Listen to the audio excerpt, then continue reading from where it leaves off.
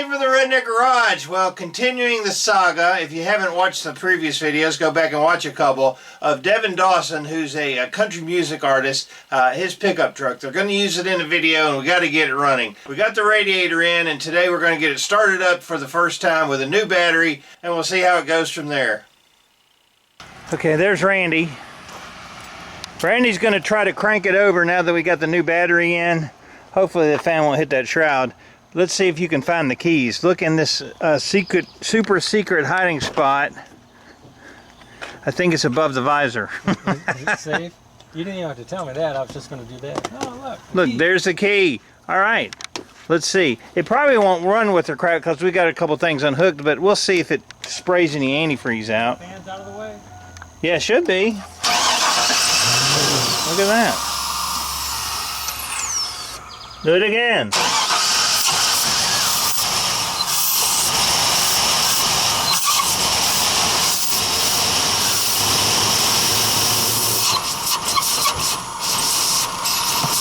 It is not like that.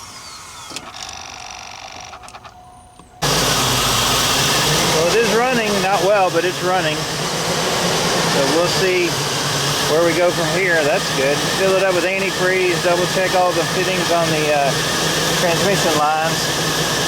That'll be good. All right, we got the radiator back in. Looks good. Fan. Cowling. Yeah, like Cowling. you said. The what? Moo. The cowling. Cowling. Shroud is what that's actually called, but he can call it a cowling if he wants to. Now we got to put on the intake, and then we're going to see how it runs. We're going to put some antifreeze in it, which might be a good thing. What do you think? I think so. Okay, antifreeze time. These trucks don't have a radiator cap, so you have to use the overflow jug and just keep filling it up and burping it out. Just like a what? Like a baby. Like a baby. Burping it out is kind of a big pain in the butt. Tell you the truth. Hear it gurgling. Hear it gurgling. Yeah.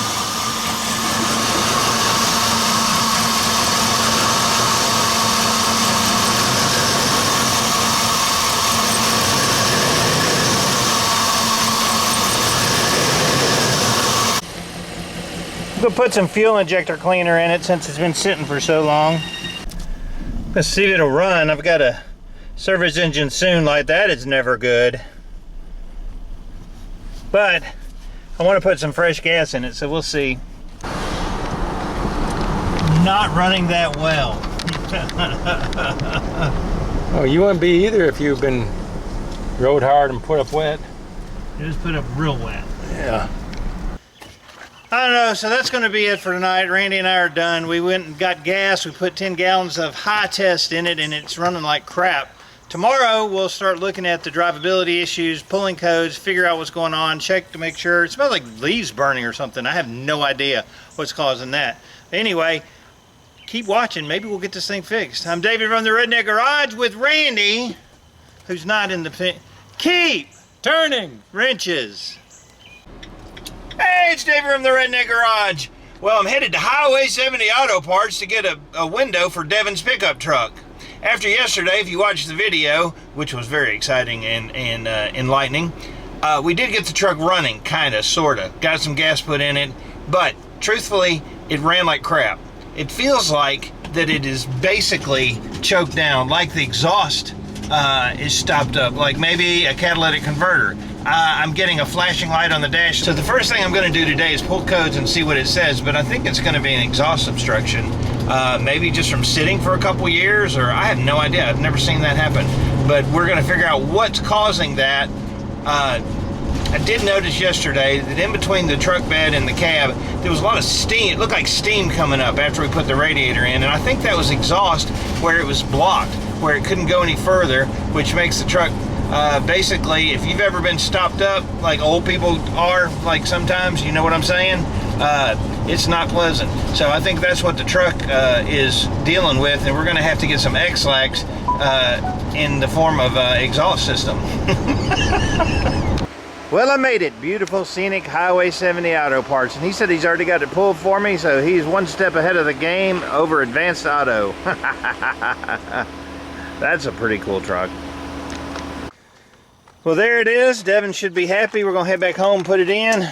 Yesterday when I sat in the truck, my derriere got wet. I don't know. I just couldn't help but take a picture of this business. And do you think they're a Christian shop? Could you imagine if it was owned by like a televangelist, like Ernest Angley owns this Salvation Tire? Lord, recreate the valve stem. Recreate the valve stem. Oh, evil nails and screws, come out! All right. Don't send me hate mail saying he doesn't love Jesus, because that's not the case.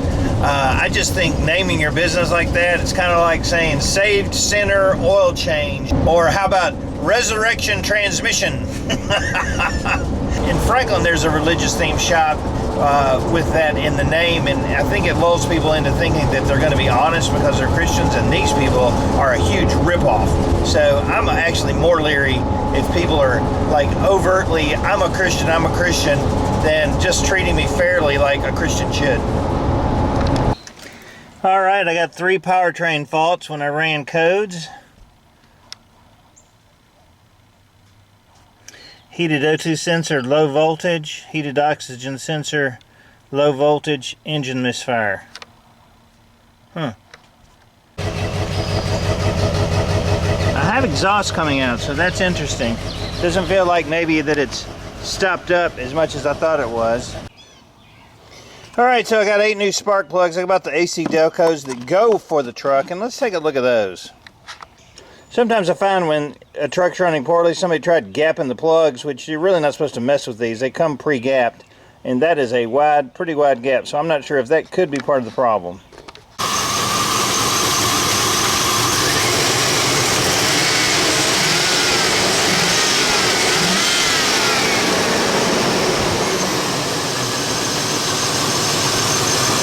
I don't know. I think I'm going to try to take it for a drive, see if I can blow some of it out. Seems to be running a little bit better. I got a check engine light, but at least I'm able to drive it without it dying at a stoplight.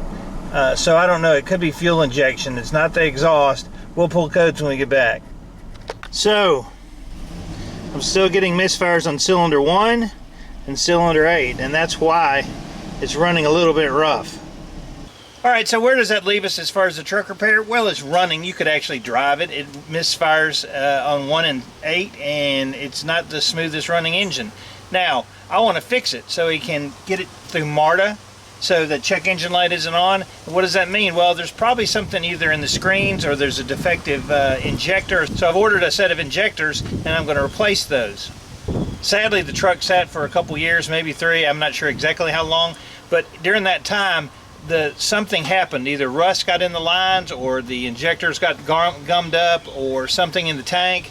Something in the fuel system is causing these misfires, not allowing the fuel to get to it, whether it's a bad injector or something like that. Because I've put new plugs in it, the wires are in great shape. So now that's the next step, is to clean out those injectors, and once that happens, hopefully she'll run like a scalded dog and we'll be pretty much done with this. The radiator, the cooling system, the transmission lines, all that's perfect. It's doing great. It's holding exactly where it should be as far as the temperature goes. And I might throw a little bit of Freon in it. The air conditioner doesn't work, just to see where that's going. I have no idea what's up with that. But that's kind of where I'm at, is I'm going to start looking at pulling out the injectors and putting the new ones in, and hoping that'll be the final step in making the Chevrolet run like a new one.